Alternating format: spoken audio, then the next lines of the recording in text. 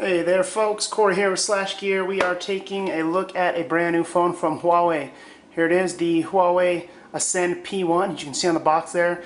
This is a brand new phone from them, very thin, very light, very beautiful, Android 4.0, dual core processor. Huawei's really been stepping it up. We saw this a little bit at CES and again at Mobile World Congress in Barcelona, Spain. And they've really been stepping it up, so we're just going to open the box and show you some of the goods. So here it is, the new phone from Huawei. And real quickly, we're just going to kind of toss that aside, see what we have here.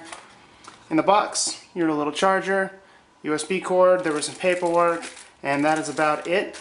But the main thing here isn't the box, it is this fancy new phone from Huawei. As you can see, it is just thin, very thin. It's actually 7.6 millimeters thin.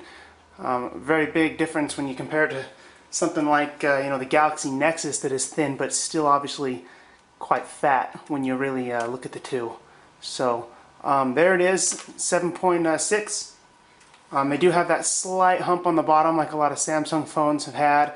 It kind of reminds me of a Samsung phone. It's got a very lightweight, cheapy feeling plastic, but it does still feel nice and durable in the hand, so kind of a toss up there. I'm kind of getting fingerprints all over it. But real quick here, we have a 4.3 inch screen. It is not 720 or HD or anything. It's a QHD Super AMOLED, so it's going to be 540 by 960, which still looks really good actually. It does have Android 4.03 ice cream sandwich, but they have the 3 buttons down below instead of the on-screen capacity or the on-screen navigation buttons.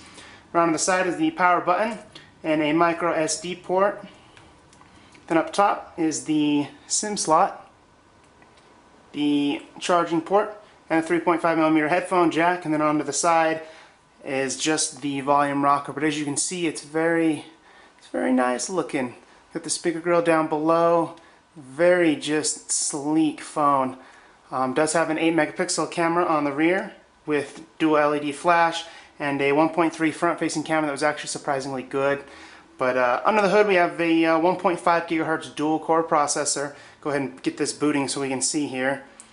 It is a Texas Instrument 1.5 gigahertz dual-core, 1 gig of RAM. It has 4 gigabytes of internal storage, which isn't a lot, but then you can use that SD slot to add as much as you'd like. To that, it doesn't have a removable back from what I can see. They give you access to the SD slot and the SIM slot, which is kind of goofy and in the way, if you ask me, way up here. And then putting it back in, it doesn't quite fully smoothen out, but oh well.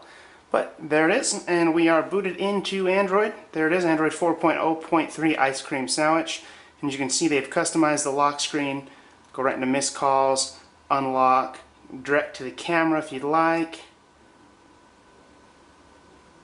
And there it is, it's set to front-facing camera.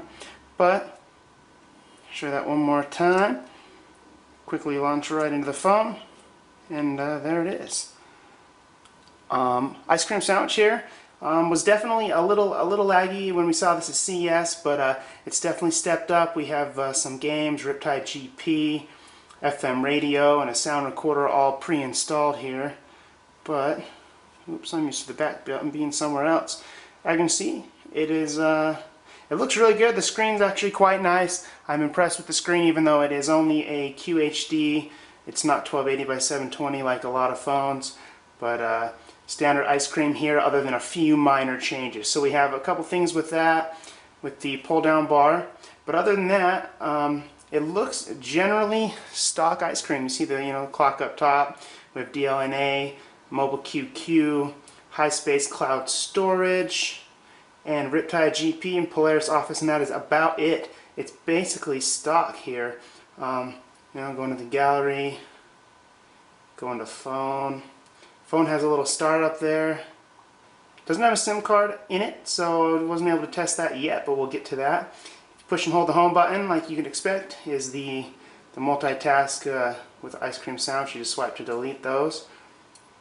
But overall here, pretty impressive.